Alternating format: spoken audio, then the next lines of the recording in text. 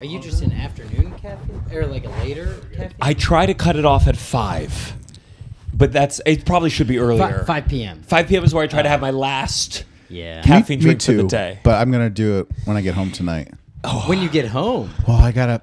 You're gonna get home at 7. This motherfucker, I'm doing your show tomorrow, and I gotta like relearn everything and So, try out some new things. Russell has, remind me, is this the 15th or 16th year trying to get New Face's characters? the oldest man in the world, trying to be the newest face. That should be one of your characters. I'm a 22-year-old comedian who still thinks they could get on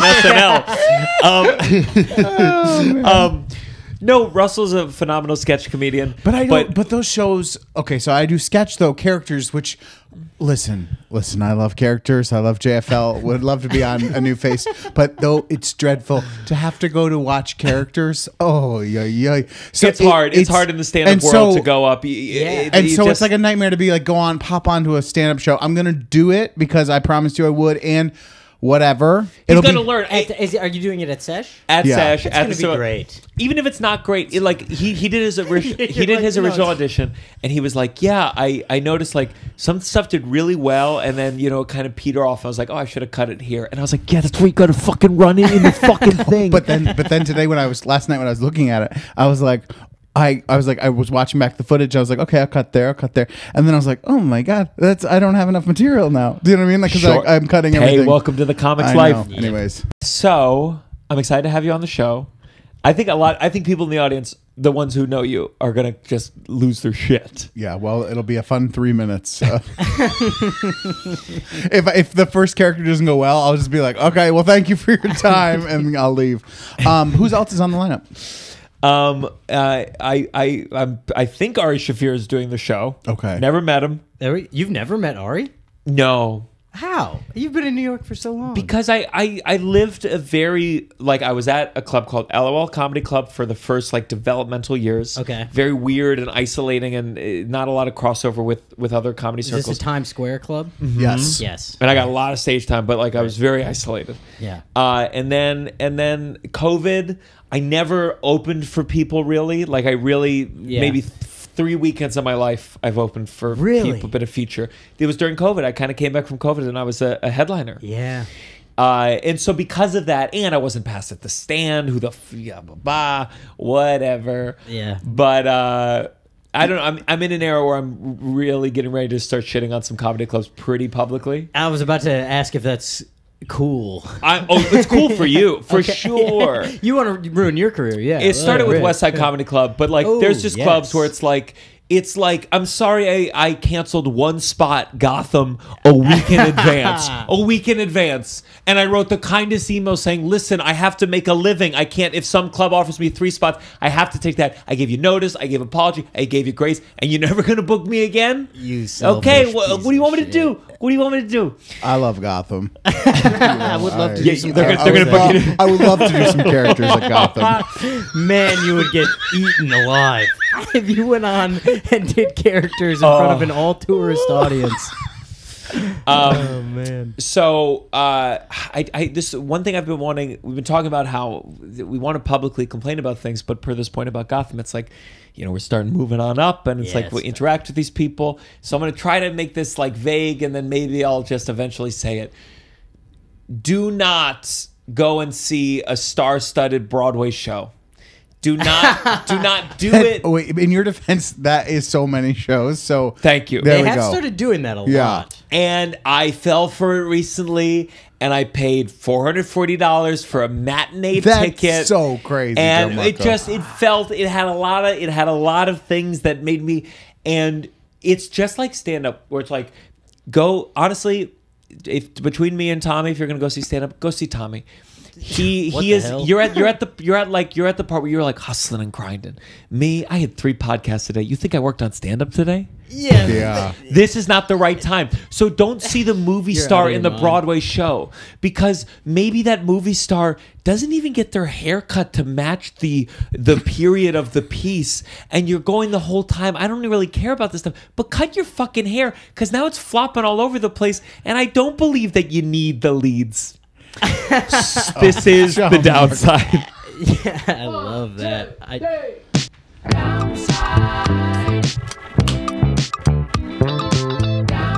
You're listening to The Downside. The Downside. With Gianmarco Sorry, a Soresi. lot of good performances, but like there's, I think something about the hair thing made me go, oh yeah, if an actor needed this job, they'd have to cut their hair because the director would say, well, you have to cut your hair. What is going on with your hair? And it's just like, it's just indicative of more just a grander thing about theater and honestly the way that theater and live performance confronts fame and being it's like when you see, it's the same thing with stand-up where it's like someone might be having artificial success or deserve success or whatever, but they're busy, and then when you see them live, you're confronted by the fact that they don't have time to practice anymore or care enough about that. It really is the great equalizer. It gets rid of all momentum and forces you to confront the person as they are right now. Yeah. I think before seeing a show, you should ask yourself, would I rather fly to Italy or see this Broadway show? Do you know what I mean? $440. That's crazy. That's what's fucked up is they should, if they're doing this under the guise of like, well, I want to explore my artistic opportunities and go in other paths and go back to the stage, then it's like mandatory tickets can't get over $40. Yeah.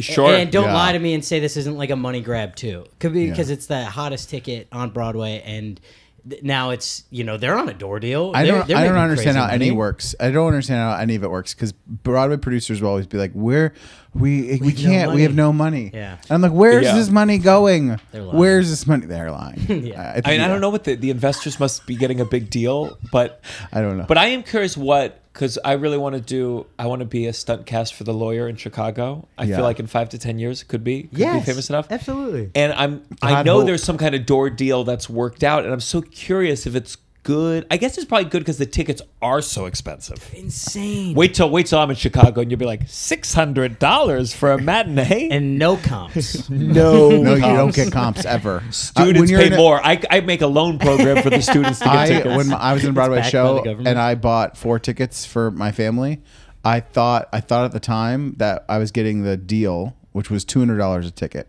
You were in the show? Yeah. Understudying for Josh Yeah, Gad. and then they were like, oh, that was our old rate. Our new rate for cast members is $250,000 for a family member, for my family to go see a show. And then they slapped the coffee out of your hand. Yeah. And by the way, rehearse. $1,000 is what they paid him for the whole run. Yeah. Oh my God. It's nuts. Broadway is criminal. nuts. That's what. There's a really. Don't they have a There's a union really now? funny story. Equity. Yeah, a little. Equity.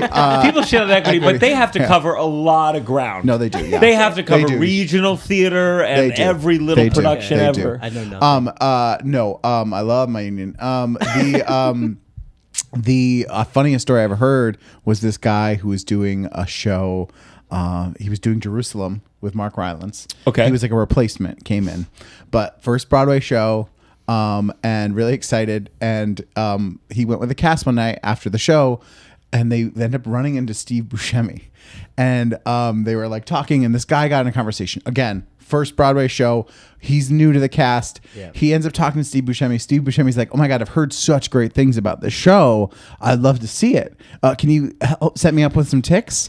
Steve Buscemi says, not knowing how it works, probably generally people just don't know. And they're like, I'm a celebrity. I probably can get free ticket. Yeah. This guy bought Steve Buscemi tickets. Didn't tell him. I'll To say this this. day, Steve Buscemi probably has no idea that this guy bought him tickets to go see him He in was a so Broadway sweet. show. I bet if Steve found out, he'd be like, "Oh my I- God!" I agree. And It he would just- find whatever street this guy is asking for money on that and give him $100. He'd walk by and say, But that's thank you so funny much. because it's like you're in a weird thing where you're like, oh, okay, yeah, I'll get Steve Buscemi tickets. Man, Yeah, would you do anything different? I think I would do the same thing. I think so too. Even if it was like my last. I do month, think I'd be like, actually I now told- I've done one. I would first at least go to company management and be like, hey, Steve Steve Buscemi Buscemi. wants tickets. Can we figure and let them deal with it a That's little bit. true. But then they'd probably be like, you have to buy them. I mean, it's like I think the bottom line is like now that I've gotten, like Tova said the other day, like we need to start for my shows automatically putting in 5 comps period for all shows. Yeah. And you like start to understand the number of people asking you for free tickets is unfathomable. And you got a Broadway show. You got, again, I'm not excusing it. Cast members, of course, should be getting free tickets. But you go the number of producers that was required to put this together, and the number of producers who you have to give them 2 tickets. They gave you $1 million. Yeah, right. And they look at you and they go, "Fuck you." I think I don't know if it was still the case at the end, but in the beginning of Titanic, I got 2. You got industry, like you could use 2 industry comps, a month, I think, or something like that. So I guess Jerusalem with Mark Rylance, I place at a slightly different place than Titanic. At the UCB Theater. Hey. A lot of industry came and saw. Listen. There were great actors in that show. That for those of you sleuths who were able to piece that one together. But there's something. It is also buying the $10 Diet Coke in the cup that I don't want to keep. I'm throwing it away. Don't give me that plastic cup. No. Like, oh no, I know you were ripped off, but here's a cup that is the ugliest thing you've ever seen in your life. Yeah. Enough. Welcome to the Downside. This is a place where we complain. We don't have to pretend things are good. Everything's breaking down at the seams, and it's only going to get worse.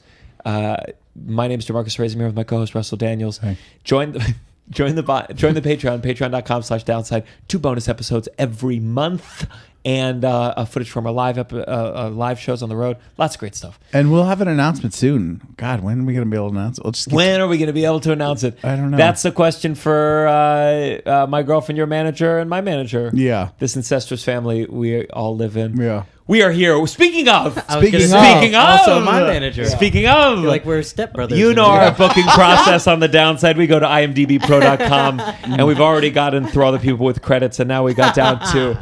I'm just. Sometimes I have a thing with a younger comic where I want to. What's the word? Punch down. Fuck. Punch fuck. Power haze. Trip. Haze. Yeah. Because I'm not in the comedy club circuit and because the whole thing's broken. Yeah. There's not a place where I get to be at the. Patrice O'Neill got to see Kevin Hart perform and throw phone books on the stage and say, find one person in there who thinks you're funny. Yeah. Wow. So I don't have that space. And sometimes it comes out. And to an outside observer, they go, that's, but you need it. I love it. We need some bullying. Yeah, we need more bullying. I think there's a gap. I think the pandemic did it. There's a gap of people who started who never met anyone who was doing it before them. And there's an unearned confidence and arrogance that is really horrifying and frightening, and we should start being mean to them. Yeah, thanks for bringing me down, guys. I appreciate it. That's actually how I got this job, so I'm grateful. Tommy Brennan, welcome to the Downside. Thank you for having me. Big fan. Thank you. Yeah, everyone's got to find a way to fall asleep, so I tossed this on. Okay, we're cutting that. I have the power today. Tommy, how you doing? I'm doing great. We were just talking. You were opening for Nikki Glaser. Yes. But you opened for Louie Anderson. I did. Yeah. Did that you was really? kind of my first. Yeah. Like when I was like, honestly, too soon. I was like probably 11 months into comedy. Oh my god. And, yeah. I don't know why I'm going like baby terms, but I know. I could have said a year. I I don't think I had hit a year yet though. Sure. And, where was this? I randomly got introed at the Chicago Improv, which is the Schaumburg Improv. It's about 2 hours away from Chicago. Mm-hmm. And I got to audition for them, and then, all my material at the time and today is about being one of 8 kids. And Louie is from a big family from Minnesota. Yeah. And the owner of that club was just like really close with him, and he was about to be there. So she was like, you should open for him. And we hit it off, and then I got to do, not a ton, but like 6 months of like here and there gigs, and then he stopped touring to finish Baskets. Sure. And then we just stayed in touch, and we're very close right before he died. And Really? Wow. Yeah. He was a big phone call guy, and he didn't have a ton of people in his life, so like I like wake up feeling really sad about this sometimes, but it's like there was a point where he was like an annoying uncle where I'm like, God, he's calling me again. Oh, really? Like yeah. would be dodging calls from Louie Anderson. I have 1,000 voicemails of him just being like, Tommy, you have to call me back. What are you, too big for me now, Tommy? You know. What would he talk to you about? Powerball, you know, the New York lottery. He was gambling a lot? He was obsessed with the lottery. Was he very wealthy, or had he spent it all? I think he was doing okay, but he didn't have like. I don't feel like he was ever like. I mean, because he had a TV show and a cartoon and Yeah, a yeah. Vegas Yeah, residency. he had plenty of money. Like he had a very nice place in Vegas, and you know he was. I think he just loved. He was like a dopamine addict, like we all are, and he had cut out all of his other vices. Like he was sober. He was like good. He was doing way better with like food. Food was like his biggest thing. Yeah, and then yeah, but gambling is still. It wasn't even gambling. It's specifically the lottery. He loved the lottery. That's such an. I just don't even understand the reward system of it. Yeah. Of like you wait and it's so random, and there's not even the illusion of. Did he believe in luck? Maybe. I think he loved his mom so much, and his mom, I think, played the lottery, and like he came from a poor family. And the lottery is such like a nostalgic thing for. Like I think of my grandma. Like my grandma grew up telling us like. You know, her mom would always say when they win the lottery, and they were like dirt broke, and then she would always say to like us, like when I win the lottery, we're doing this. Like it's just a very like poor. Yeah, it keeps you comforted. Yeah, I mean, I have my version of that. Like, when I have some time. Yes, that's 100%. What I 100%. Truly believe. One of the things that COVID shattered is people, myself included, learning. Oh, if I had time, nothing would change. Yeah. I had all the time to learn a language. I had all the time to start reading, to get close to my dad again. It not happening. I'm just so fascinated by Louie, because Louie Anderson, I mean, I'm most familiar with him as a comic. One of my favorite opening lines of all time. He moves the mic stand out of the way and says, "Let me get this out of the way so you can see me." So good. He has two of the best ever. Is What's that, the other? And that's an instant applause break. That's the one I've seen ripped off the most. And I've told so many people. I'm very that's like one of the few things I'll do. And then I've done it, and they said thank you. We couldn't. We thought that was another extremity of yours. And then the other one, he goes, "Sorry, I can't stay long. I'm between meals." And that was in his first Carson, and that was like instant applause break. Yeah. And it's so good. It's 5 minutes set. He was on Conan. I think it was Conan, and he was talking about he was like trying to leave the weight jokes behind, and then he's like, for example, I used to do this bit, and then he did the bit, and it fucking murdered. And it was just such a testament to, hey, I always say, like, when people do jokes about how they look, I mean, Daniel Simonson had this it's brilliant. He's wearing a shirt, and it's red up here, and he goes, "I'm trying to wear less red." Yeah. And it's for me, to put in comic language, like, the setup is your appearance. Yeah. And so all you have to do is the punchline now. Yeah. And so those jokes, man, oh, fuck. Yeah. Yeah. God, Louie, was he writing news still, or was he like done? He was telling great stories. He like moved to a lot of storytelling at the end, and he was amazing. Like it was a lot of like memoir type stuff, which makes sense because he wrote like 2 books. He did I forget what it's called. He wrote one about his dad and one about his mom.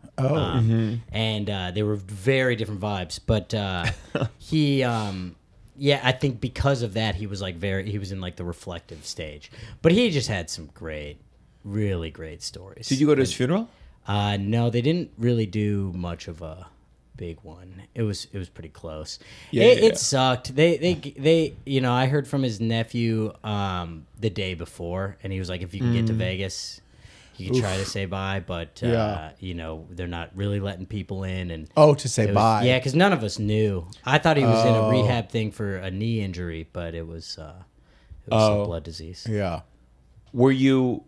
How close did you feel to him by the end? I mean, were you? Honestly, the pandemic really it. What year was this? Brought us closer. So he died 3 years ago now. Okay. And so it was 2022, and the pandemic really brought us closer because like he was alone, and I had the time, and we would just talk on the phone all the time. And comedy talk ever? All the time. Yeah, he would like when stand up came back, he would like have me send him sets, and then we would watch them together over the phone, which was my God. a very painful experience, but very cool of him. And what he had would no he reason. say? Wow. Would he comment at all? Tear it apart. That's, What would he say? He's just like, you're lying. I know this isn't true. You have to be honest. It was a lot of like, be honest with yourself. That's so cool. Though it's so like old school. Like changed my life. Like Yeah. like a very like it feels like an old. You got to do this old like thing of like Well, it was comic almost like yeah, like we were still on the road mentorship. together. It felt like we Yeah. were like on the road together back in the day, where it's Yeah. like, it's like I'm gonna bring the young guy along. That's so cool. And and he was just like, we would talk on the phone, and then I'd say something, and he's like, "That's funnier than what's in your act right now," and like you have to do that. And there are jokes that I still do today because of it. And it's so rare. I guess I feel so close in age to just. There's few comedians that where you're young enough and they're old enough and experienced enough that they can talk to you like that, Yes. and you don't dismiss them, Yes. or just. Do you remember anything, any joke that he changed, or just a bigger piece of advice that you always remember him saying? I mean, the main thing, it was just always like, is this coming from an honest place? Was like he would ask that about every joke that I would write. And Even if it was absurd, the twist. yeah. He didn't care. Like whatever the punchline had to be, have it be the punchline. But I was like, when you're new, like I was like talking about dating, and like there were just scenarios that I would like kind of like make up.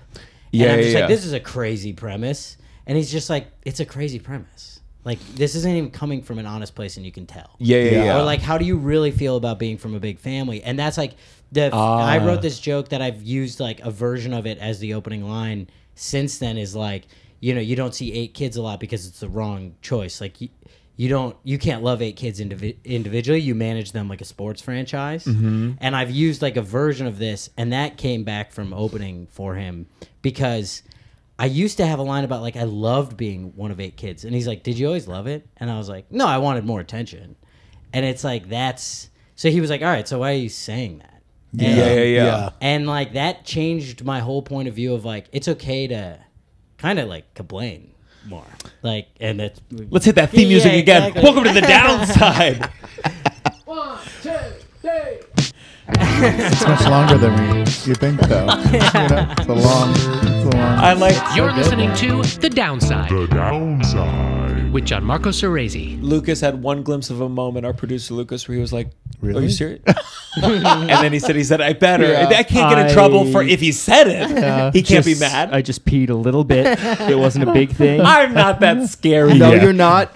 But that was a split decision I had to make right there, and it worked out. I know. That's really amazing. Yeah, That's really cool. It was a big thing for a lot of reasons. One, it helped me just become a better comic. It gave me a lot of confidence, but also my parents my dad's from Minnesota and grew up a Louie Anderson fan. And so that gave a lot of legitimacy to me pursuing this dream. And that they were very skeptical about. Like, they really were not behind it at that time. And then I was like, hey, I'm like Louie Anderson is calling me right now. And my dad was like, okay, that's cool. Yeah. I would think that parents of 8 children would be less precious about what they did because They you should have have been. 8 options. I know. Who cares if one goes off the rails? Yeah. But they weren't. My mom's a control freak. She's Sure. like, yeah, she wants. Where do you fall in the 8? I'm 6th down. Oh. But I'm one of you're only almost- 2 boys. So I got a little extra spotlight on me. Oh, okay. Yeah. I always think it's funny because you always talk about the 6 sisters on stage. You don't hear much about the brother, at least from what I've seen. Yeah, no, and that true. might be interpersonal, but I have 3 sisters and 1 brother, and I end up talking about the 3 sisters just because to set up jokes and premises. There's just a general thing you can create. Right. They have like an identity as a group, and it's easier. Yeah. I think it's like, what do they say? Content. I saw something Stephen Sondheim said. Content dictates style, but with comedy, sometimes the style dictates the content. Oh, yeah. Because there's certain things that require too much setup. You have such little leeway to begin with that you go, I don't have a lot about the 1 brother. Right. Because if I say 3 women in a house, we already have kind of a playing field of what we're talking People are about making here. assumptions. Yeah. I share a brother with 3. If I share a brother with 3 brothers, it's going to be they're jerking off in the bed. If I say 3 sisters, it's, whatever they do there. We grew up doing musical theater. Yes. Yeah. That's So sorry. Can you say one more time? Where in the 8 you said? 6? Six. Yeah. So it's kind of chaos. Like by the time we get to you, it's like Middle of chaos. Yeah. I don't even know though. of Do you stuff find that going you on. relate to the? I'm the oldest in the family. I know middles who feel like they something real there, and then youngest. Do you feel like you're? We kind of have groups within them. So it's like the older 4 were kind of we call them the poor kids, and that because they grew up with no money, and then the bottom 4 were the privileged youth. And I'm the second oldest of the bottom 4, so I have way more of like a older brother energy over my 2 younger sisters than I do like a. I mean, I just have different relationships with them both. Yeah, I'm very little brother to my older siblings because like my older siblings, they like raised us. They don't view us as like siblings until we were an adult. Like my girlfriend met one of my older sisters, and she was like, "Hey." She was just like, "What was Tommy like in high school?" And my sister was like, "I didn't know him. Like, I just met this guy, you know." Yeah. And it's like, so I don't really, we're not like defined by those traditional middle child, older child things. From the memory, can you say what the age gaps are? It's almost 2 years exactly. Exact. So it's 8 kids over like 17 years. Wow. But why is there a top 4 and a bottom 4? Was there just a money thing? Yeah, straight up like. What changed? Well, my dad's they a won doctor. the lottery. Oh. Yeah. My dad is a doctor, and they had the first 4 while he was in medical school. Oh. So like, and my mom was a stay-at-home mom. So like, those kids grew up on food stamps, and they just always knew there was going to be. Why would you have more? Why have one? They just said, let's just keep trying. Maybe one of these Were kids they is going to religious? be rich. Yeah, Catholic. Okay, Irish yeah. Catholic. They were both one of 7 kids. It's just like a cultural thing. Yeah. You just have a bunch That of is kids. fucking nuts, dude. Yeah, I have 43 first cousins on one side of the family. Yeah. Do you have annual family reunions? Mm-hmm. My dad's Yeah. one of 12. Oh, yeah. So it was like One of 12? Also Yeah. Catholic? No, but just Okay. farm. Yeah. Just grew up on a farm. Farm and religious are Yeah, very similar. yeah. God, that's great. My grandfather left the family, started a second family, but if you combined them all, I guess it is 8 children too. They had the poor half and the rich half, and they felt it tremendously for their whole lives. One of my best friends growing up was one of 8, and she was the oldest, and so that's she tough. very much like felt like a second mom, like definitely she's an like aunt at best. doing like all like, and it's crazy now too to be like if I see because we were really close in middle school, high school, and then college too. We went to college together, and like you like the younger ones, you were like they were like, and then now they're adults, but they're still like 20. Yeah. Do you know what I mean? Like It's it's crazy. crazy. Yeah, my brother's 40. My little sister's 22 or whatever. You know? It's wild. Man, I don't even know how to process it. That's so much to keep track of. Do you know all their birthdays? Do you Yeah. send birthdays for gifts? How does that work? We do. It's we play it by ear every year. It's like sometimes it's like we'll just do like a group sibling gift for one of the. You know all their siblings. birthdays. Yeah. List all 7. Oh God. My oldest brother July 31st, and then my sister Shannon January 6th. Tough one. Yeah. And then tough one for a gay woman to have. Everyone who hates you celebrates that day for a much different reason. And then July 24th. No, 24th on my That's my right. sister Katie. Then Allie was January 18th. Then Maddie is August 14th. Wow. Then me, June 1st. Then I don't know why I plugged my own birthday. Then Lizzie is March 22nd. Carrie is August 28th. That's incredible. It's but some of them, you go by and then you realize, oh shit. Oh, I got them in my calendar. I have an assistant now, and I say, please, birthdays, bother me until I tell you it's done. That's huge. Oh, it's huge. That's And it's one of amazing. those things where people go like, yeah, Jamarco's really nice now. And it's like, no. It's purely resources.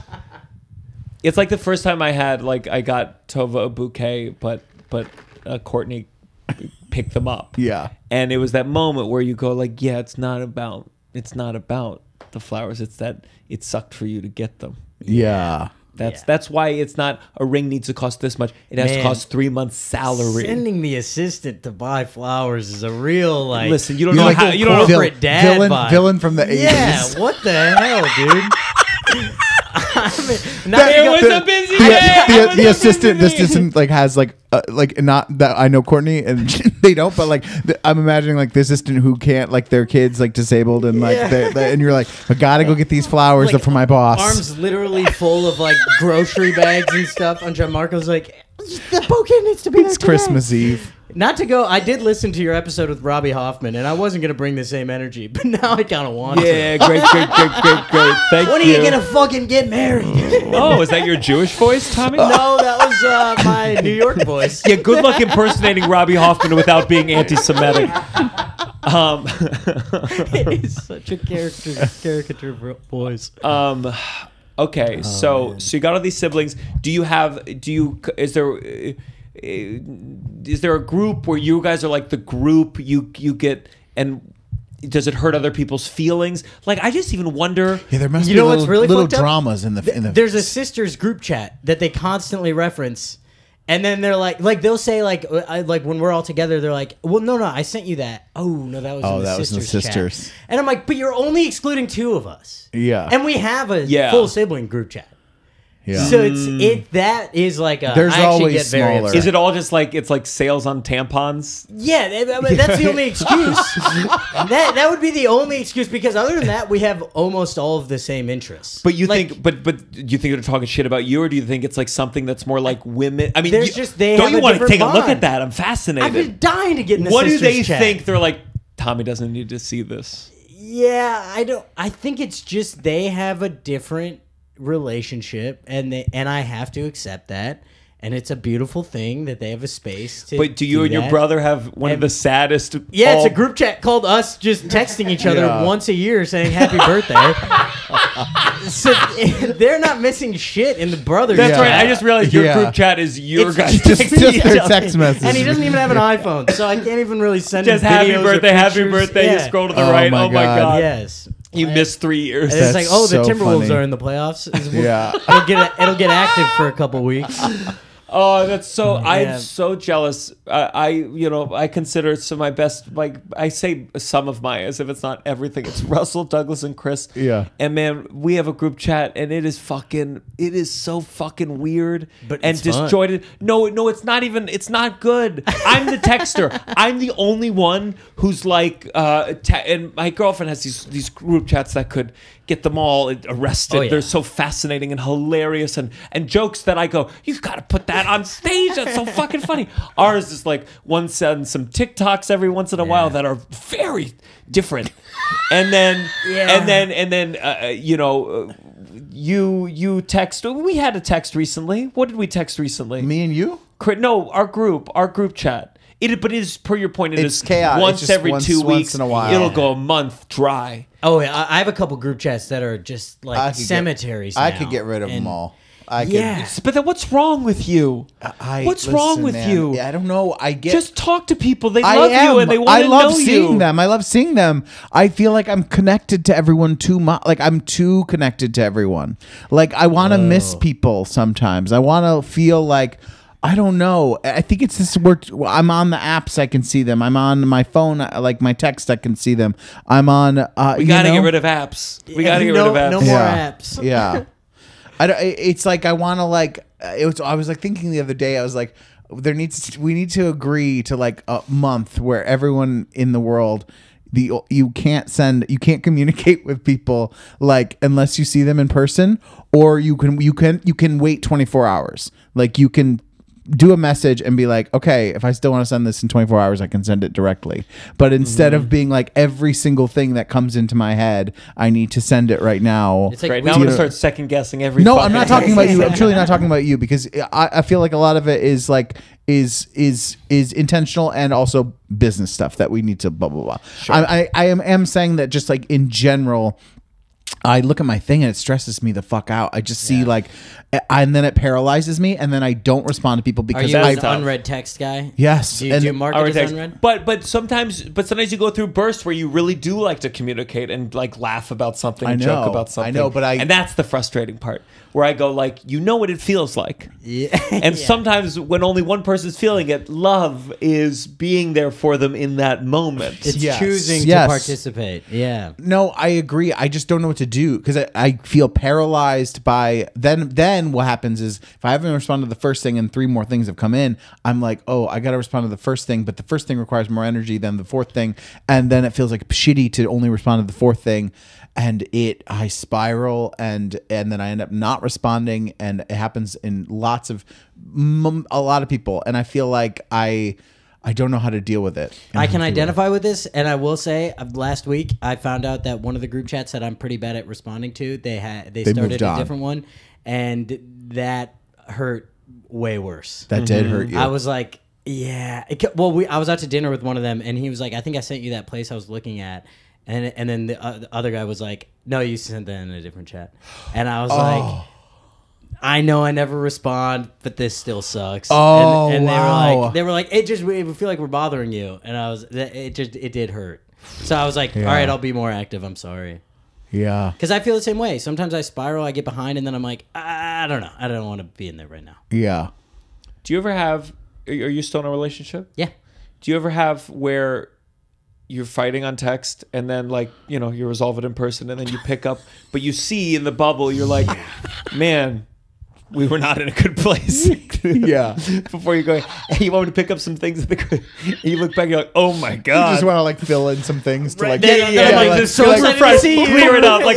Send her a picture of wherever I am just for no reason. I'm like, that'll take up a decent amount of the screen. Because especially sometimes I'm like, ooh, I don't want to remind you of that fight that we just had. Just like, random, please don't just look random, back. Random I know we didn't resolve that. Just random photo. Happened to me this morning. Because the last text I sent before she called me last night was I misread something else and I was a little annoyed. And then she called me and was like, what the hell? And I was like, oh, whatever. We figured it out and it was nothing. But then this morning I had to text her again and I was like, this is so cringy. If you just read it back, it seems like you're bipolar. You're just like, hey, good morning, babe. I'm a bad, I wouldn't want to be in a relationship with me, I don't think. Is dating another comic, have you had to figure out anything in terms of we can't be talking about material? I get obsessed with material, and I truly, I've gotten light years better. Yeah. But there's a woman that I was seeing that in the comedy space, and I owe her because she was there for the first 2-3 years, and it was just everything was turning into material. I was running every night. It would be like, can I run this by you? Can I run this by you? Can I run this by you? And you're both comics. Yeah. Do you say it publicly? Not really, but I don't care. That's fine. You've had her on the pod. She's been on the pod, so take a guess, guys. There you go, Oh, take a guess. Was it Judy Gold? Okay. Actually, can we edit that out? I didn't realize you were going to guess it on the first try. Breaking news. Have you had to deal with any the mood swings? Yeah, I mean, it's been pretty amazing. I thought it was going to be a bigger issue than it has been. We both really don't like talking about it when we. What about when you have a out. bad set? That I am way worse at. And what do you do? What's your bad behavior? I mean, I want to spiral. I want to talk about it, and I want to. too. And I catastrophize, and I go, I'm never going to work there again. And this person might have seen it, and they hate me. And that was the first time they saw me. So now that's what they saw me do crowd work. They think I'm a crowd work guy. Yeah. And she is very good at it. Sometimes there was one time recently where I was like, I had a really bad set at the Cellar. And I saw it. A lot of very famous. It was a different one. It was. Wait, are you serious? No, I'm joking. Okay. Oh my God. I was like, wait, you might have actually. No, Yeah. I didn't see it, No. but people were talking about There were it. I hate you. It's a Comedy Cellar group chat. You're not privy It's to. a famous person Comedy Cellar group chat that you're not Me, on. Burbiggs, Louie. Pigs. Pigs. But a lot of people were in there, and I just spout. And I kind of came in the door halfway through a sentence about it. It just kind of came in spewing through my backpack. Yeah. And then she, had to cut me off and was like, you're stressing me out. This is... Usually she's like, I'm sorry, that sucks. She lets me run it out. And then she's very good at, just, pointing out a small thing that's going to make me be like, yeah, it wasn't that big of a deal. But it is funny when your mind goes to like what is gonna like. I remember doing Titanic, and it was I think one of the worst behaved I've ever been in terms of like getting mad about something was my microphone kept cutting out, and it was a show like there would be people that came, and it was like a show that happened to have like Cecily Strong there and like someone else, and that means something to you. And that meant something to me, and it was like my microphone started cutting out in one scene. I came off, and I was like what's going on? They were like, oh, it's blah blah blah, and then I went on again. It like fully cut out in the scene, and I like lost. Like I came off, and I was like, what the fuck? Like I was so angry, and I was like, they were like, well, we think you yelled too loud. I was like, I've been doing this show for 6 months. I yell the same way. Like I yell loud every night. Like it was like, and it wasn't their fault. Like that's like telling Patty LuPone you belted too hard. It was one of those things where I could feel myself being like, if you were to see it and pop in and be like, that guy's a fucking like, and I'm not usually. So, but it was that thing where you're like, but I was like, what's gonna happen? And Cecily Strong's gonna go and be like, that one guy, he didn't have a microphone. His mic went out, so I fucking hate him now. Lauren, his microphone doesn't work. You don't want, like, I don't know what I was thinking. But that really is when you're catastrophize. I just think my experience with like comedy clubs is like when you're nervous about the people watching you, you become very like I do. It got to a point where no one was at the comedy club where you just get over it to a certain point. Yeah. But I'm doing something soon with Laura Benanti, and it's do you know her? She's like just a musical theater big Broadway gal, just a huge Broadway star and very talented, and like it's one of the first things I'm way more nervous about. I'm way more, and it's because it's like the first time them seeing me do it live, and that's like. That's the day that I have to watch my behavior because I'll be so anxious. Yeah. Yes. Yeah, I get that way, and that's where like having a comic as a girlfriend is amazing because she understands without us having to talk about it the stakes, and it doesn't seem completely insane. Like I had two very short relationships right before this, and both of them lost lost respect for the drama of comedy pretty quickly. Yeah. Well, it's just like I don't really understand this stress at all. Sure. Yeah. Sure. And I'm like, I don't even really want to explain it, to be honest. Yeah. And so like that part has been like. It is true. Like Tova, Alyssa. I mean, I was unbearable if I had a rough set at the VU. And it was a bullet spot in a 6 p.m. But like I would say to her like. I won't get booked. No, you don't understand. Yes. I won't get booked there. People get iced out. Blah, blah, blah, blah, blah. Yes. And, she understood more. Yeah. But I always say, people always go like, oh, she's in the industry. She must know. And I go, understanding doesn't change the emotions of it. It's nice that it's understood, but it still is like, we were having fun. You did your job for 10 minutes tonight. And now you're about to cry, and that's tough. On a Tuesday night, and I just have to get on board with that now. And every night moving forward.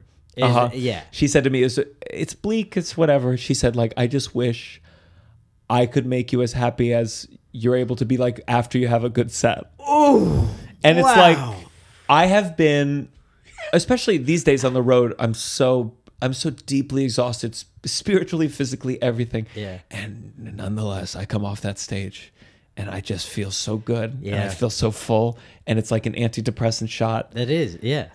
But that's a different thing because it's like out of a partner, you're not looking for like instant hits of dopamine. I told her, I said, listen, if you would just laugh at me an hour straight, you could do it. You just don't want to do what it takes. If we cloned you and there was at least 100 of you in a room and I get all of you were laughing. If there was 100, I think we'll skip the comedy. I had 101. You're gonna have 101. What did I die? I'll see if I can get one to give me a massage for fuck's sake. Jesus Christ. Where would you even hold an orgy like that? To rent a space. Not in New York City. They each have one finger on me. I'm like, this counts. This counts. This counts as an orgy. Yeah. A lot of disappointed clones. Yeah. Just like waiting. Sorry about in the back. I'm sorry to the other 98. Okay, that was one of an early like dirty material, like just terrible early comedy. It was something about like my first threesome, and it was just how it wasn't good or whatever. But it's like basically it's like, have you ever seen two people split a baby carrot? That's a great line. I don't know. That's a good line. Sex stuff is always tough. You're like, is that good or is that just whatever? I mean, that is a great line. God. Good to know. Oh man. No, dirty stuff you can never tell. Sometimes I look back and I'm like, but then you'll see like old Louie and you'll go like, but that's when that dirty stuff was hilarious. Yeah. I think again, it like goes back to like, is it true? Yeah. Is it true? I don't know. Tell us. I'm like, you're the only one.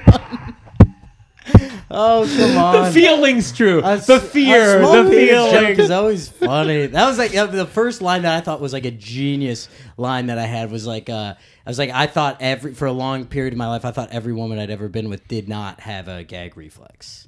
Uh-huh. Turns out they're all just dunking on a 6-foot hoop, you know? So there was at LOL, and this is like a joke, like it's one of those, I saw multiple people do it, so I didn't know if it was like, you know, passed a lot, but it was different. It was a different thing. But it was like, you hear a woman go, they made a sound of like a gag, and it was always like, and then I'd come up as the host, I'd be like, what's this?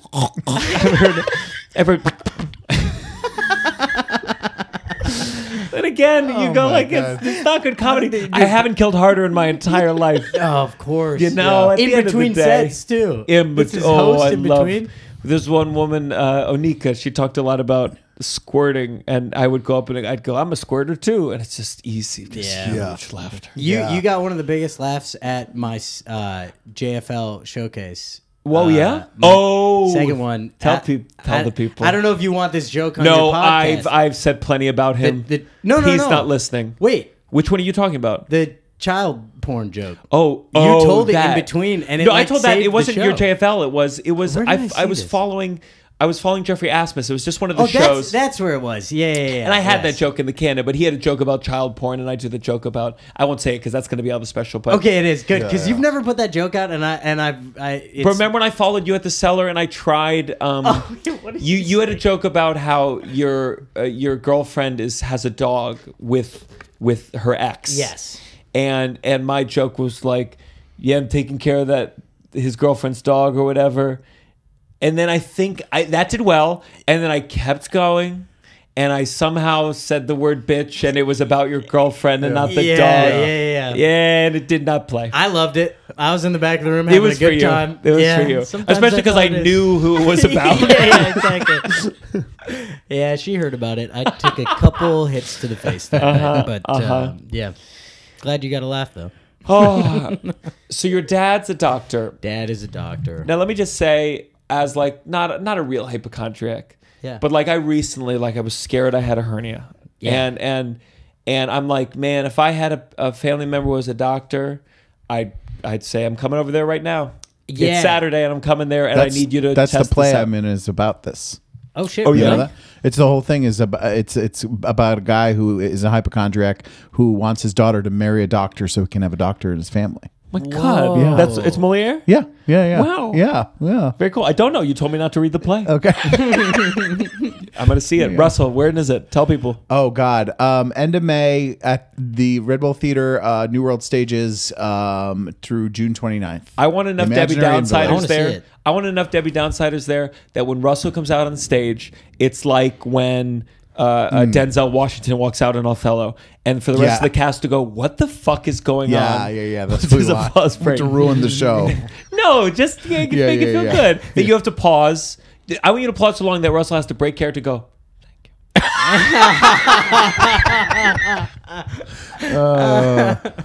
And then your mic won't be on. And they'll hate you. And, so to me, it seems like a good thing, but I imagine it's more complicated than you think. Yeah. I would do that if we had a good doctor in the family. That would be great. My dad has a disregard for modern medicine that I've never seen before. And no, he's a very good doctor, but his whole thing is like, stop overdoing stuff. Yeah. Sure. His kind of, because he does end of life care. It's old people. A very downside. It's all he's never cured someone.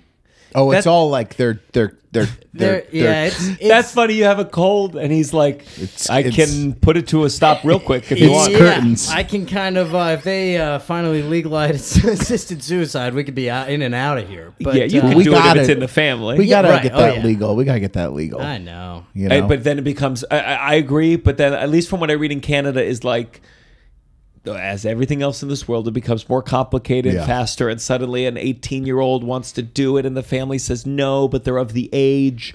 So I don't disagree. Yeah, you're right. I think I you just gotta go, have a terminal illness. Interesting. I say it on the special. I think it should be at least by the halfway point of the average American life expectancy. I think if you've seen half, it's fair to be like, do you want to continue? I don't want to see the rest of this one. Yeah. Yeah. Yeah.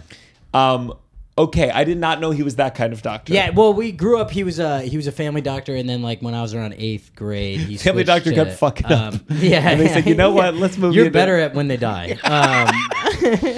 And so then he went to geriatrics, and Why? yeah, like Was all there any nursing homes reason? and stuff. I think he just really liked the work. He liked working in nursing homes. Like it's a lot of like family management, and he's a very good like entertainer and he's a good host.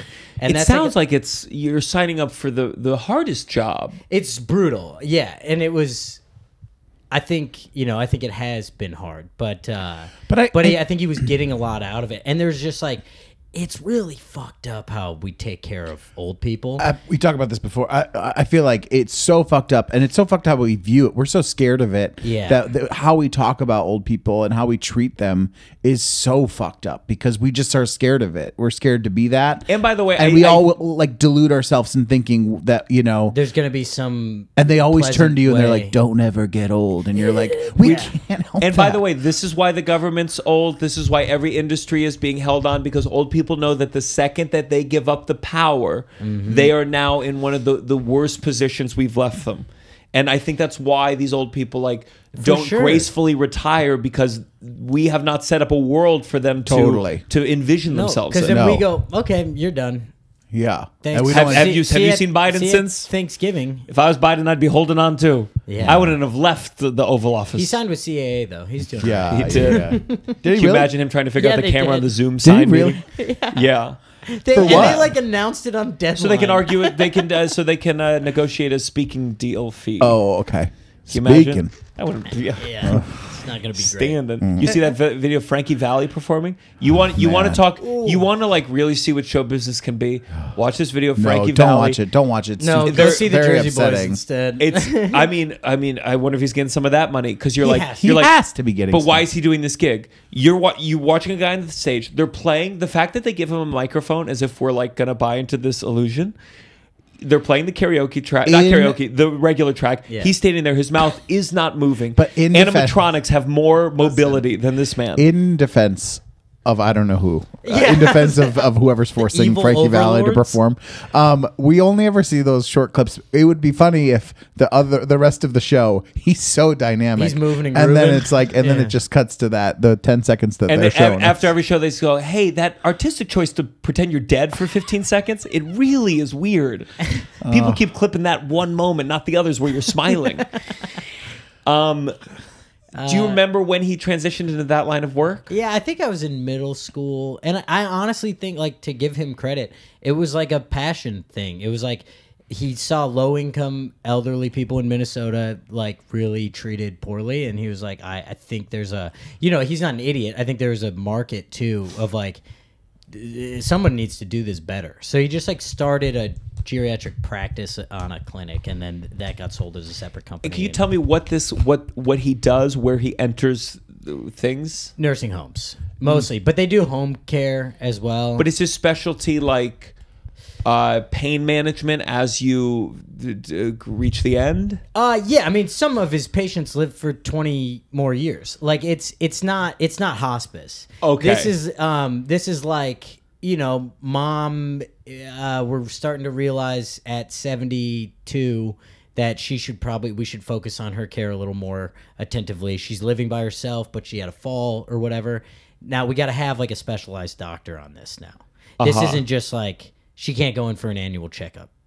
we got to be. So he starts to see these people once a month. Yeah, or well, whatever? then you have nurse practitioners that go, but he's managing the overall case of it, and then the doctors are, and then I imagine the checkups get more thorough. I guess. I just I can't. I just feel like sometimes I see my doctor. I'm like, that's it.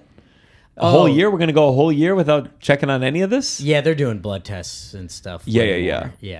Would you go to the office with your dad? When I was a kid, yeah, I used to, yeah. So it must have been younger. I bet it was probably 5th or 6th grade for me when he switched to nursing homes, because I remember going to nursing homes. And that was not the chillest bring your kid to work day. I fucking hated it. Why?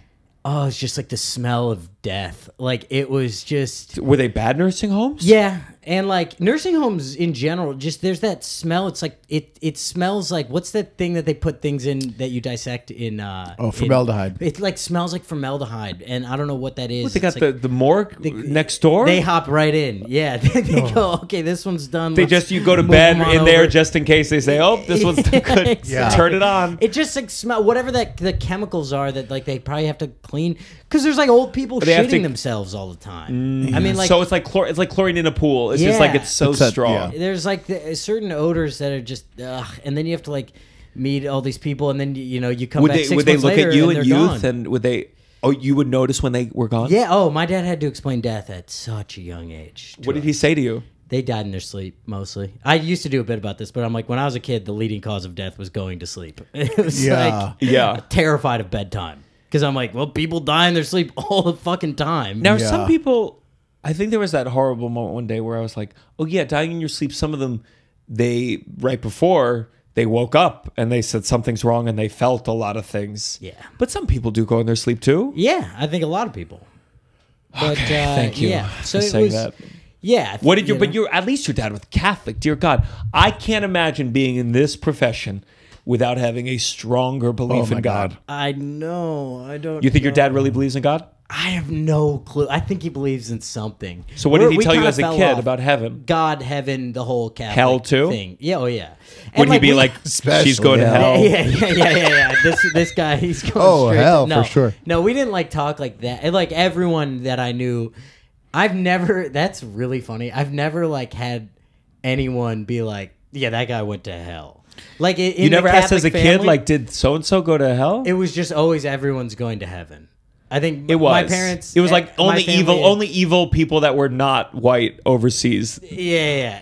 Bin Laden is Hitler's probably in hell. Hitler's in hell. Bin Laden's in hell. Yeah. Like I just remember as a kid being like, my sense of hell was Saddam Hussein is in hell. He's down there with Ursula and Scar. That was my and me and George Bush were going to heaven and painting. Yeah. Wow. Do you remember as a kid? Were you existentially angsty because of death? I still am. Like I have like a paralyzing fear of death. Oh, me too. It started in church, literally in church. I remember one time in I think like 4th or 5th grade, the priest was just talking about death, and I started picturing the forever nothingness, and I had fainted, and in front of my whole class. You fainted? Yeah, passed out, and I still. That continued for a long time in church, where I would get very close to passing out. Because I would just I would be back in there. But so your brain went to the nothingness, because I know exactly what you mean. I had a hard time. I stopped like believing or I would start trying to picture like what they mean by heaven, because I'm like, I would always think about it, I'm like, but there's no way. Wait, I'm about to faint right now. Yeah, like I will get there. Yeah. If you fainted, I will freak just out. talking about it, it makes me so anxious. You talked about it on the episode that I listened to. Yeah. You guys briefly talked about with Laura Peak, one of my best friends of all time, love her to death. You guys briefly talked about death, and it was making me anxious. I think I stopped the podcast. Yeah. I gotta say, maybe I'm proud of myself, where like in college I went through a crippling and I was looking for something to solve it, and There's like nothing. See, the nothing answer. doesn't bother me. See, and I never understood people who say, and they say that, I know a lot of people say that the nothingness is of a comfort, and I go, what are you talking about? To me, I had a girlfriend in college. You won't feel the nothing. But I'm saying like what upsets me is that it's over. and that like I did it, and I won't, I'll miss Russell, like I'll miss like Oh, that's you really know what I cute, mean, honestly. like that it's over is so upsetting to me. But I feel like you're describing what I'm saying. Yeah, it's the same. maybe I'm okay. I guess I'm just not picturing me in like a black room being like, what's going on? No. It's like conceptually it's the being lack like, of that. oh, we don't even go. There's just we're just gone. Yeah, I can't do it. I can't. I can feel it. I can feel the one edges last of it. thing I will say. One last thing. Okay, and even but here's what here's what stresses me out a little bit about it too. A little bit. It's the scariest thing in my life is that because then I can like someone can talk about like past life stuff, and I'll be like, okay, like let's say I entertain that for a second. Yeah. But I think what's upsetting about it is that I still won't know that don't for remember sure. it. You could even be like, I feel like an older soul, like I've done this before, but I don't really remember. Can I ask you, like, I don't really remember it if I did, and so I'm like, it's still not the same thing. I'll still miss Russell. Reincarnation is nonsense. But if I were to believe in it, all I could immediately think of is I'm an animal and I'm now eaten. And then I'm another animal, and I'm now eaten again, and now I'm another animal, and I'm eaten again, and my life is. Well, then you'll be a dog at some point, and then you'll get taken care of. I fought a joke. I want everyone to know that I fought a joke that would have offended some people, even though it was a realistic joke just now. Was it the location of the dog? Yes, it was. I thought of the same joke. Or something similar. Yeah. Too. There's some countries where you do eat dog. Oh, I was gonna go Springfield, Ohio. Oh. Yours is better. Yours is better. It's topical. You know, it's gonna be gone in a month. It's already gone. Yeah. Yeah, mine was going to be racist. Okay, let's. Oh my God, let's wipe this clean. We can't talk That's about a good out of death that. anymore. Thanks, Dad. Oh my God! Wow. Thanks for really bringing us there, pops. So what kind of care, like, would you saw your dad as a doctor until you were 22? Yeah. I mean, all the time. Like, I But still don't really go to the would he doctor. do annual physicals? No, he like didn't believe in that. Like, I remember one time I had to get a physical to go to college. Like, you have to go get one, and he was like, "It's so stupid. You don't have to do that." And I'm like, "No, this is one where like I have to give them the paperwork." And then he's like, "Okay." And then I would like go to one of his friends, and his friend would like, you know, Would his friend hold your testicles? oh, hold them, lick them, all of it. Yeah, whatever you want. He was a family friend, you know. He's a good guy. Thanks, Dr. Dryer. But you did do that. No, yeah, for sure. Like, my Was that dad's weird friend- with someone you knew? Yeah, especially because I found out I had like a heart. I had a heart murmur, and this is like a guy that I know, and he told me that, and he was like, "Obviously, your parents probably told you that," and I was like, "No." And like I kind of thought he was fucking around. I'm like, "No, you know my dad, whatever." And he's like, "No, for real, you have like a heart thing," and it's like fine now. But oh my God, that was the were first. You pissed time. off? Yes, I walked out of there and I was like, "Hey, I think I should have health care. I think you shouldn't be my doctor anymore." Yeah. To my dad. You didn't have health care because he was like, I can do it. Well, yeah, it's like, you know, it's like when you're a kid, like we never had, luckily, we didn't have like major, Yeah. you know, health things. So it was like stitches were at home, you know. Yeah. Did you ever get really sick? Did you ever like? Did you ever need stitches? Yeah, stitches were literally on the kitchen table, always. Like all of my family members, all of my neighborhood kids, they all got stitched up in our house by my dad. He's a bad doctor. That's There's nothing my dad loves more than an impromptu little suture session. Were the needles like in the fridge next to, like, where did he keep all this? Did he No, have it was not sterile. It was malpractice for sure. Like, I mean, legitimately, like he would have a little suture kit. He's done this on vacation. And then there's a little alcohol. You know, there's little alcohol swabs that you just wipe things down with, and then oh my God, yeah, and then you just make a cocktail. And, Do you guys remember and get through it? Splinters when you I were remember splinters and like was a big deal. how intense that process was. Oh, the like screaming. I can't imagine having kids. This is one of the biggest reasons why I can't imagine having kids. I can't imagine having a kid and having to deal with splinters because it doesn't come up in my real life like that. Like when I get a splinter now, I'm able to get it out Yeah. But as a child, they were taking especially they because were what happens if you don't get it out? Yeah, it gets infected, right? And then your Well, foot do you remember falls what off. people used to say though? No. What did they say? They absorbed in your body. It would make its way to your heart. That's what kids no used one to told say. me that. Oh, maybe that was just my siblings. No, I've heard similar. I Like understand it'll get that. in the bloodstream. But Oh also, my it's just like with a God. kid, Possible. with an adult. Like I've got one bad splinter, and you're like, what I'm going to do to get this out is going to hurt tremendously. Yeah. There's no other choice. But with a kid, they're screaming, and you want to be like, listen. And they're digging. This has your to parents happen. are digging around. Yeah. And you're just like, Oh, you're just yeah. like, It's not coming out smooth. Yeah. Man, I just got a pretty good splinter like 2 weeks ago for the first time in a long, like maybe 15 years.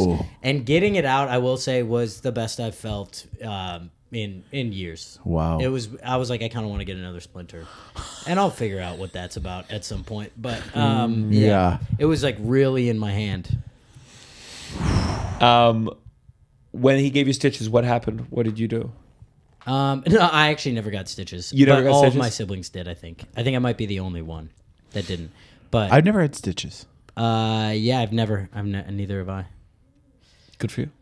But I almost did. I mean, I had the surgery, but that I was fell it. through a window, and they told me I could get stitches, but it would cost more money. It was a time where I didn't have health insurance, and they were like, "It's going to cost this much more." How much and, are we talking? It was like $1,200 more, and I was like, so they're like, you might have a little scar, and I was like, well, I might have a little scar then, Cool because I'm not story. going to do that. Yeah.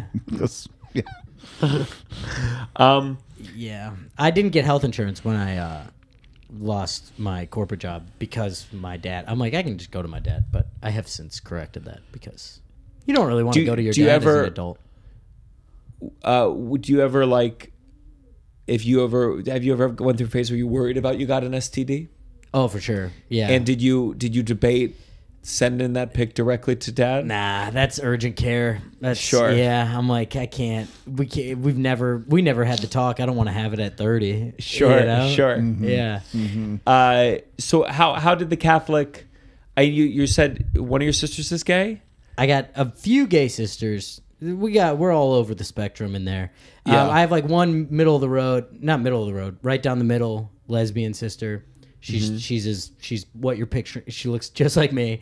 And then I have a pansexual sister, and those are the two that have had gay relationships. And then Can you define pansexual for me again? Boy, would I love to. Again. I've done this on 2 different podcasts that sister has listened to. And she's like, you gotta stop. You're not. Can you're you not Google nailing it." pansexual? It's basically like you're attracted to someone regardless of like gender is just like not really on the table. It's like You're attracted to a person. It's like it's like like you're just not defined. And what's in between that and bi? It's like it's not even a. I think pansexual is just a more honest version of bisexual, is what I say, and that's exactly what she didn't like that I said last time. Sexually or romantically attracted to people regardless of their sex or gender. So let's see what it says when you do bi. So it's not like I guess you're bi not like, you I'm could include interested in this. non-binary. Yes, and so it's not even on the table. It's not even in consideration. We gotta be With careful because I pansexual. did the Instagram metrics. 95% of my fans identify as pansexual, so we got to be really careful here. It's a beautiful thing. When she Yeah. explained it to me, I will say this: when she explained it to me, I was like, "That just seems like That's the right great. one." Yeah.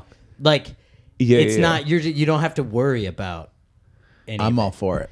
And then it's like, then people are like, "What? So you just like fuck anyone?" It's like, no, you still have standards. Also, sure. yes. Yeah. Whenever it's like, well, I'm like, yes, I don't care. Like, Well, yeah, and it's like, no, you can still find someone. Like, there's still ugly people. yeah, You you're know? not attracted Like- to. Yeah, I'm not gay. I'm straight. I'm superficial. Yeah, Yeah. I want to fuck hotties. That's what my sister. No, but that's, isn't that's it what- you're connected to the person? Like, I don't know. No, but it's not. No, it's not. There's one that's like, looks are off the table Oh, too. okay. But Well, that's sapiosexual, That's sapiosexual. which is like an Oh. intellect thing. It doesn't matter what you and look that like. is, I think, not real. But no, I'm sorry. No, sorry. but It's a it joke, is it's a one joke, of it's a the. joke. No. First of all, Yeah. no, you're not offending anyone. Okay, good. But you should be offending people. But we've all agreed that one's annoying collectively. We all agreed that one doesn't need its own label. But I think in a really truly equal word, we go, how? What the fuck did you say? Sapiosexual? Okay. You're allowed to be sapiosexual if you are blind, I think. Sure, but even blind people, I felt like they always joke that who's not Stevie Wonder, the one Jamie Foxx played. Ray. where he like would tell by your wrist if you were Fat. Wow. Yeah. Listen, men They don't can- need, we are- men don't need sight to be God. superficial. Ugly as they could be Crazy. really skinny, ugly women. Ray, I'll tell you that much. There's that whole great thing on. Have we talked about this before? The whole bit on Curb where I was in my house like that Seinfeld or Curb. Yeah, where he the blind. There's a blind guy who is really superficial and wants to just know that they're hot. Like, but then this woman tricks him and she's ugly and so Larry tells him, and then it's a whole thing of like trying to find a woman that no one else has seen, so they Yes. can't judge it. Yeah. Anyways, But in a Catholic family, Yeah. uh, It was dicey at first. who was the first one? My oldest sister. Your oldest of the whole family. Yeah, and she came out like around college, but she didn't kick the door down. She kind of eased out. Yeah. So there was a time where we were kind of all like, yeah, right. But then but it wasn't like out there. It's like she just had a roommate for a long time, Sure. And then eventually, it was Do you just remember when you were told? Yeah, I was in I must have been in 8th grade, or maybe freshman year of college. And I mean freshman year of high school, and I was like, I just remember being like, yeah, I think Sure. that makes sense. yeah. But then there is I was so programmed that I was like, I wonder if she knows for sure. There was a moment of that. Yeah. But I was also around. I was I did a lot of community theater as a kid, so I was around a lot of gay people at a pretty young age where it was fine. Yeah. My immediate family was great with it. It was our extended family is who is Sure. a nightmare with that stuff. Yeah. Still. And I can see that's the toxic loving version of well, maybe they're not sure yet. Yeah. Yeah, I'm sure this will work itself out. Yeah. As in- Exactly. And even that is so it's well, you don't know what you're doing yet. Though there was a comic, I don't think he's a comic anymore, but he was a theater kid and he came out in high school and then realized he was not gay. And it was just it made sense with his friend group and whatnot, and he had to go Back back in. in. That's and tough. man, as a guy, that's got to be a Herculean effort. You got to be eating pussy out in the open. I mean, that is if I came out as gay and I had a boyfriend and then I said, actually, I'm straight. And after all the shock dies down from all of your fans, I feel like maybe you just stay bi, just to yeah. you just are oh, I'm bi, Sure. And Right, then, but and no then one's- and No one's gonna make you Or- fucking or- no. It's been 10 years. You have to fuck a guy again. You're one a decade. We said one a decade. Yeah. We'd have to Otherwise you on the lose podcast. it. We'd have to balance all our Sydney Sweeney talk with I can't even. I don't know who the guy is. Who's the sexy guy right now? Glenn Powell. Oh, all right. Austin Butler. I don't know. What's the vibe with him right now? Austin Butler. Some of these guys, I can't be too jealous of them. That gets in the way of my attraction for them. Like Austin Butler, I'm like, oh, I wish I'd been a cool actor. Sure. I kept thinking of Gerard Butler. I was like, that man's old now. I think. Well, Yeah, yeah, I was like, for some. I'm trying to think who I would think is I feel like Justin Theroux, but he's probably old now. But Justin Theroux in Leftovers. Chalamet? Chalamet doesn't do it for me. Yeah, same. Honestly, I'm envious. skin- His so face small. is beautiful. It's Some people, it's a little there's boy. some people they go oh, look at the body, blah blah blah, and I go body. but I'm saying his face. But they say Right. with him, they're Look oh, at he's the this body. frail, pale thing. But I'm but his face is beautiful. It's doesn't do it perfect. for me. He's a cute kid. It's a little ratty. Yeah. It's like a little kid. It's like a middle school kid to me. Yeah. By the way, I do think three straight men saying Timothy's not that good looking is actually gayer. That is. than Totally. praising It his really looks. is. He's Yeah, not yeah. that good looking. We're like, nah, I would admit that a guy's hot, but it's not him. I know. Well, I was on board with Justin Theroux. I was like, yeah, that's a good looking man to me. Justin Theroux.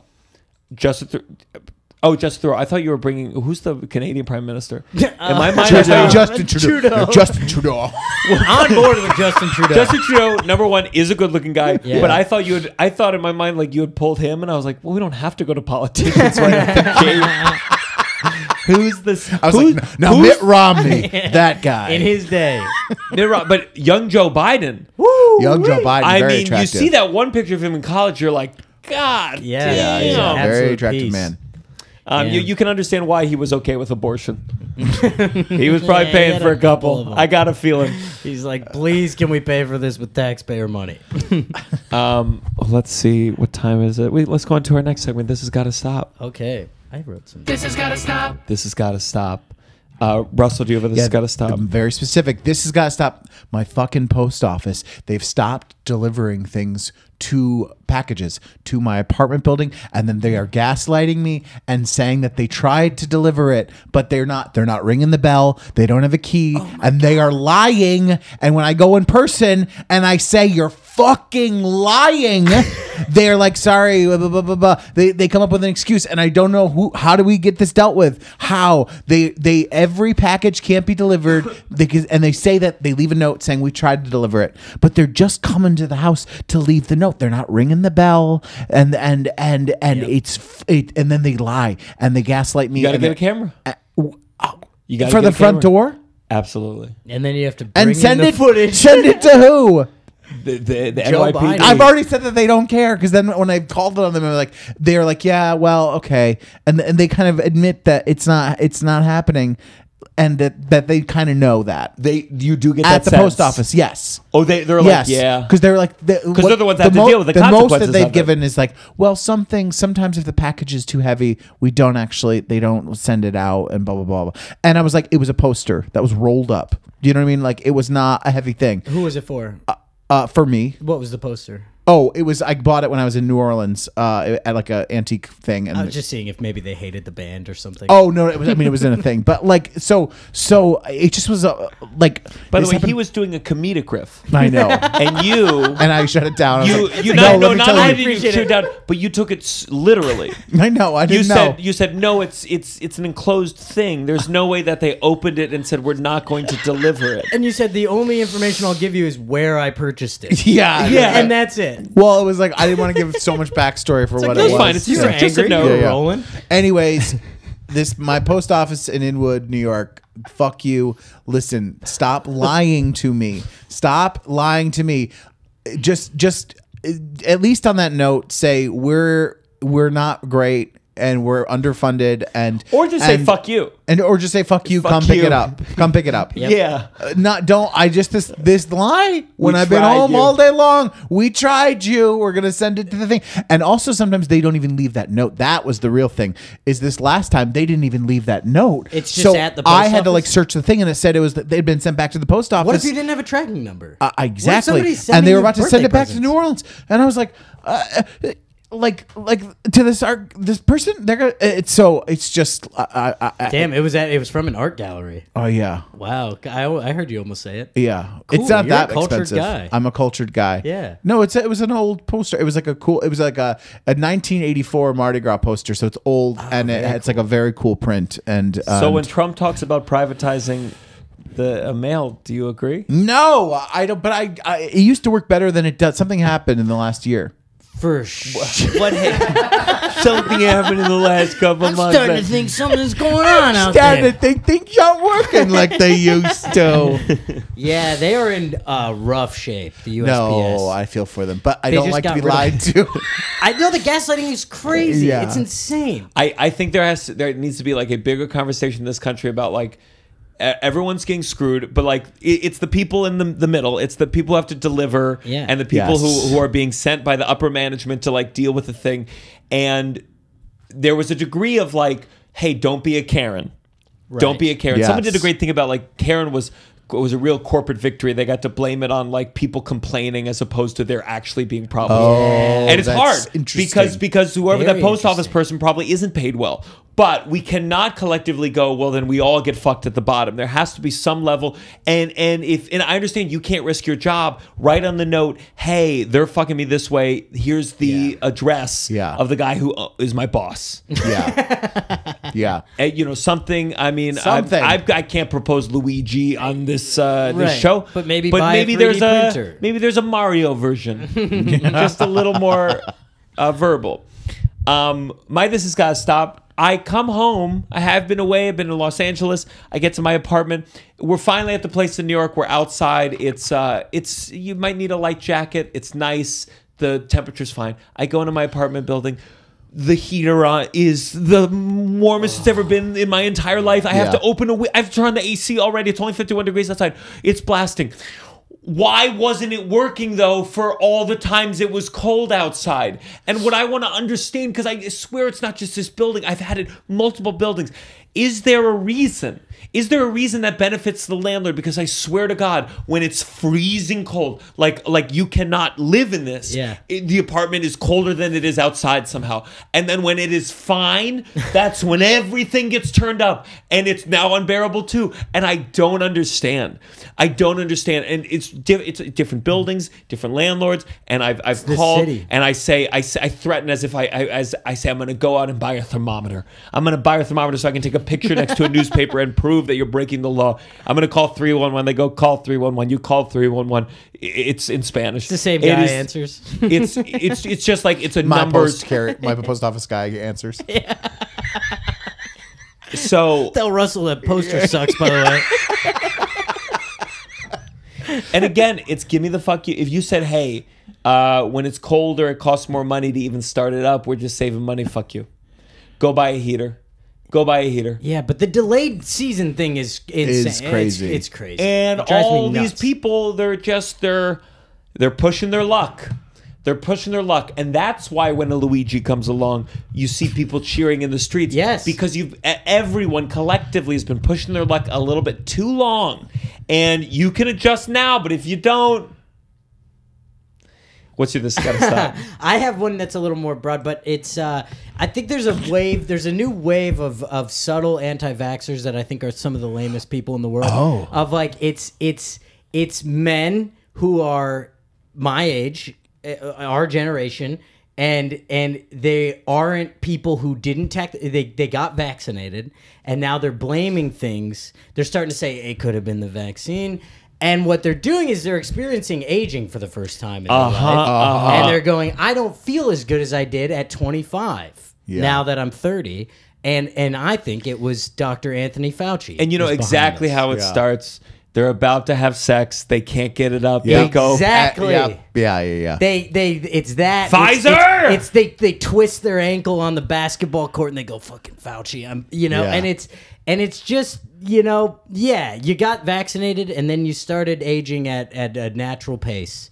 Yeah. And then they'll point to RFK. Yes. And they'll go, well, look how buff this 71-year-old guy is, and he didn't get vaccine, and look how healthy he is. And then I'm like, well, have you heard him? Yeah. Have you heard that man talk? His insides Would are you trade on that? fire. Yeah.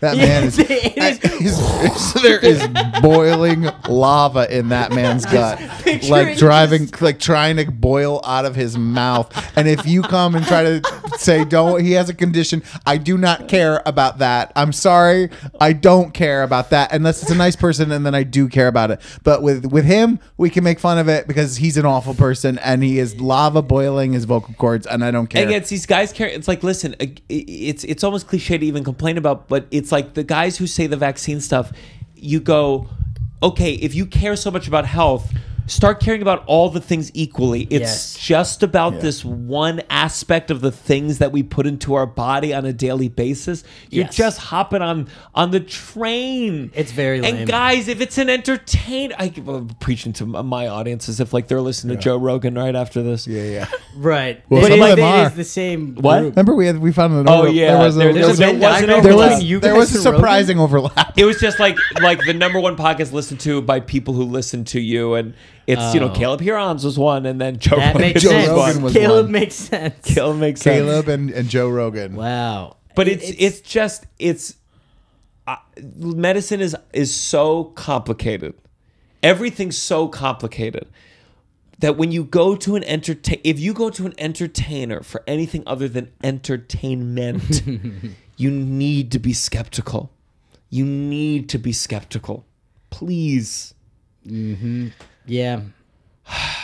I really hate. Sometimes I see, but I hate the middle of it. I'd rather you just go be an anti-vaxxer then. Like go nuts. Go the full sort of right. devil's advocate. Don't hide in this weird little middle. Like I don't know. I got vaccinated. I'm just asking questions. This could be from that. It's like I want to just be like, just go, man. It's okay. We don't. You know need who's you. recently Dana Carvey? Oh no! Is he really? Oh yeah, it's a lot of Fauci. Fauci for some people, Fauci really pissed him off. Yeah, but and it's like it's such a. It's like again, it's such a weird target to like. It's but also like I don't. There is a way. Again, it just seems like outsized focus on one particular thing. I don't think I'm fully on. I'm not fully like. Just trust everyone for everything. There's always things, but it's about like the focus of it. And also it's not just the focus of like maybe this wasn't the right thing to do or the right way to do it. It is the belief of ill intent. Yes. It is I the think belief that's what it is. that it's purely financially motivated. There was some big thing going on that was against you personally. Yeah. But then like when there's like such clear things that are for financial thing, it like completely is like disregard nothing we could have done. Elon Musk doing the $1 million check thing. Yeah. And the people who still think that George Soros is secretly and this guy's doing it with the check. We don't live in a good country. No, we don't. And I gotta say, seeing some videos of people from China. China's plenty of problems. Listen, if I let Russell have his druthers, that's what this podcast would be about, is the problems with China. But come on, man, we already skipped the dog riff. But seeing them dunk on Americans are so prideful. You're like, yeah, fucking dunk on our lazy asses. Oh yeah, I've been fucking so Canadian the last few weeks. Yes, fucking we need a humbling. We need a couple like rap battles where we are clearly the loser, undebatably. Yeah. Don't even talk about that battle. We need it. We need a humbling. Mm-hmm. Let's go into our final segment. You better count your blessings. You better count your blessing. First of all, Tommy, thanks for doing the show. It's wonderful. For having me. This was a Thanks great for time. doing I it. hope it was good. It was great. fantastic. Do you have a blessing, Russell? I was gonna say America. No. Freedom. Proud to be an American. Remember they used to make sing all those American songs in elementary But you know school. what the thing is though, like But at least I know I'm I know free. every word of it. Yeah. For sure. I was never patriotic in my whole life. I It's agree. not part of my I always DNA. felt like strange to me. It always was like, what are we doing here? Not me. You I was know? buying the Old Navy Fourth of July shirt every year. Oh yeah. Every year. Yeah. Oh yeah. I love fireworks. I think mostly Sure, that's how they they know get how you. to sell it. Yeah. My blessing. Oh, okay, so an update on my dog. Well, he still can't walk, but it feels like he's like much more like it feels like he's adapted in a way where he goes out every day now and he gets really excited to go out and feels like he like looks forward to that. We were able to like give him his first time like up on the couch again, which was like he loved it. So You just learned how to pick him up the right way, or well, he no, was able. we had to wait a certain amount of time before you could pick him up, and like because of the His back spinal, legs, the his spinal spinal got hurt. stuff. So it just feels like if this is what it is, it feels like there's been he's adapted in a way and is continuing to go in that way where it feels very manageable and like not like it's like a shitty existence. It feels like he seems to like be into it and like he can scurry across the floor. Like it's kind of scary actually how fast he can like a dog without its back legs can move. It's like E.T. like running across the floor to you. And anyways, so Do you think? Do you think in your mind you still exist with hope about it, or are you resolved to I what think it is? in my mind, it would be a miracle or surprise that I don't foresee happening if he walked again, which is fine. You know, we'll try to get a used wheelchair thing for him. But that's what's incredible. When you see dogs, you'll see a dog with 3 legs, and you go like, it doesn't know that it's. Yeah, it doesn't care as disabled, much. and It it's doesn't like- feel like it's. You're like the burden of being human. It's just like such I an know, incredible yeah. thing to be like, oh, you can feel Yeah. And we've gotten really good at, I feel like, nonverbal, because he doesn't bark. He kind of The surgery also made him autistic. but he doesn't bark like he used to. Like he can kind of, but he does like he Really, because his diaphragm something isn't happened. I accessible? mean, he can bark, but it's like much more muted. But and not that he was like barking to like tell when he needed stuff, but Yeah. but I feel like our nonverbal communication is like incredible. Yesterday I was going to leave That's the a apartment, beautiful story. and he looked at me, and he was like, he kind of like sat up. Like as I was going to leave the house, and I was like, oh, do you want water? And I was like, oh, he wants water, and so I brought it to him, and exactly what he wanted, and so I just felt like, oh, we're like, I'm really like, It's like connected. in a way you're almost getting like the newborn experience of like when as they learn new things, Yeah. they like learn how to adapt, and Yeah. you get to be like, yeah. oh my god, it's doing this now. Yeah. That's beautiful. Anyways. What a good outlook on that. Yeah. My blessing is I don't think I got to talk about it on one of the podcasts. I did this college Case Western, I believe it's called, and I got to do a Shabbat dinner. Where's that? This was in Cleveland, Ohio. I think I did. Maybe I didn't, but it shows there when I did the Shakespeare tour. A long time. It's cool. where they used to hold the New Face characters showcase. I think I did New Face. I think I did. It's back in '88. Your first my callback. first callback. But I got invited by a group that is not recognized by the campus called Jews for Radical Liberation. It's like the Jewish not? group. And it was like because of that they don't have their own space they can rent out, but we basically had a Shabbat dinner. Cool. In this like in the underground, it's like the radio center really for the school. Yeah, like it's one of those things where they want funding and they want to be in a place with room. Yeah. But part of me is like, I'm like, but you don't understand. This is fucking badass. It's like punk. Yeah. This is punk. Yeah. This is so cool. And I like that they put radical in their name too. Yeah. That's very cool. Yeah. and then it was also nice to do. It's getting harder and harder just being busy, like writing new material specific to the place. I'm barely looking at the Wikipedia before a thing. Yeah. But going to Shabbat dinner, I ended up talking to these kids, and they told me about, I guess they have a wall that's like white, and they're allowed, people put, jokes, but mostly it's for like to advertise things, but it's kind of a creative communal space. And then they showed me this video that I guess, someone put Free Palestine or something, and they covered it over with paint, like a paint spray, a very violent paint spray, if I will. And they protested it. They stood in front of it, and whoever was commanded to do it, and they did it over the students. Wow. So they showed me this video, and the student luckily had a mask, but they just sprayed right over the fucking kid, this white paint. And so... they show me this and we're talking about it, and then on stage I have a small a chunk about Israel and Palestine, and I said, "Oh, I can't talk about Palestine anymore, else the school's going to paint over me." And it was just one of those Erupted. moments where I felt good about what it was about. Yes. It was for the students. I felt on the students' side. Yeah, you knew Yeah. them. They felt Yeah. like you knew them. Yeah, and I support them. It was like Yeah. it's just a moment where I felt really connected. And there's a weird thing, you do these college gigs, and these colleges, they're paying you very, very well, and it's like sometimes I have to be like, and I'm gonna go there, and I if I say something that would piss off the college, like fuck it, man. Yeah. Number one, I got the money. Number two, this is being a comedian in this moment, and this is Yeah. a small version of it. Yeah. This is the small version, and the White House Correspondents' Meal. That's the bigger version of it. Yeah. But here at this college, I just felt connected and very cool, especially with what's going on with college students and anyone kind of speaking for Palestine on a college campus right Absolutely. now. Yeah. just to feel like you could Support it in some way. It's very cool. Yeah. Yeah, it's fun. So it was very, to be part of that Shabbat dinner was really nice, and thanks guys. Yeah. God, I wish you went last. Mine is like so. I went to this it's a Zionist organization, had a really nice meal. The college supported it and They everything. paid me great. Yeah. It was,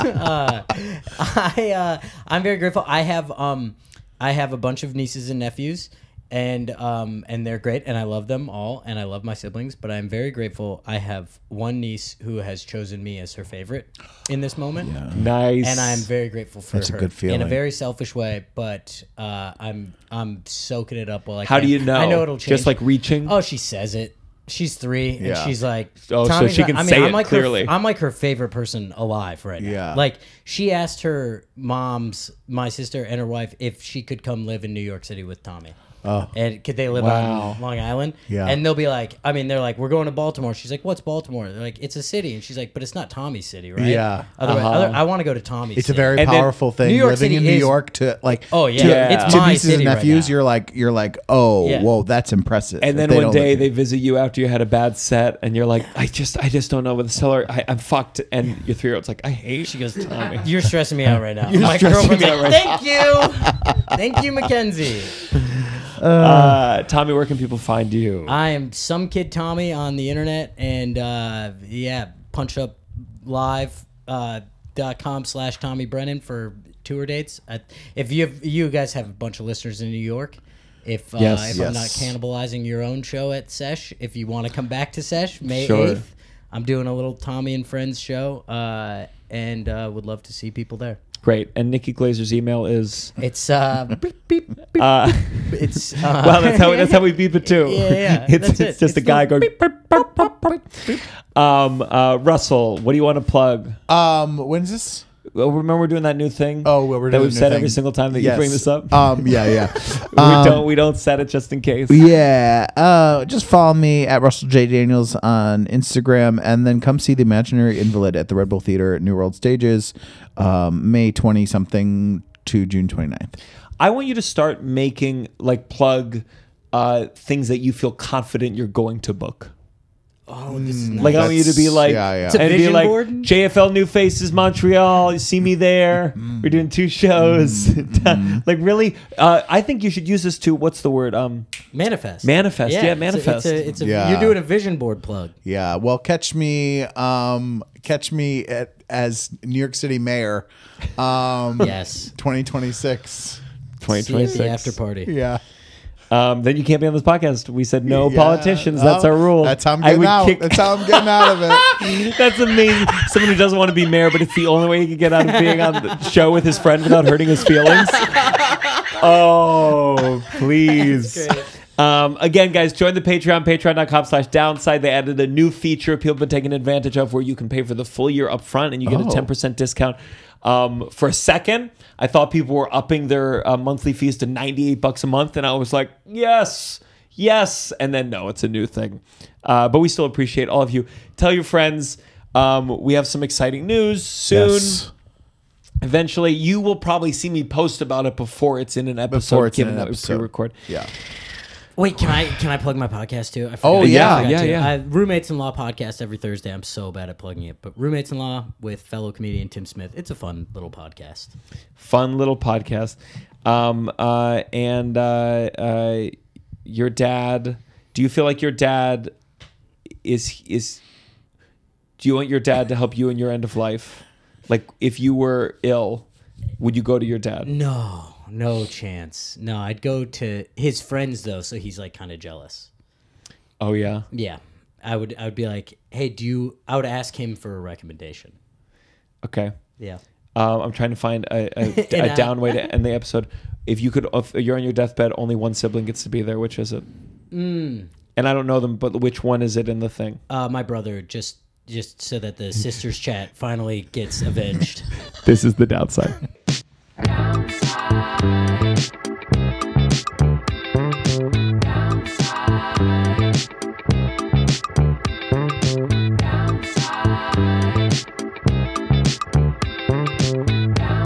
You're listening to The Downside The Downside. with Gianmarco Soresi.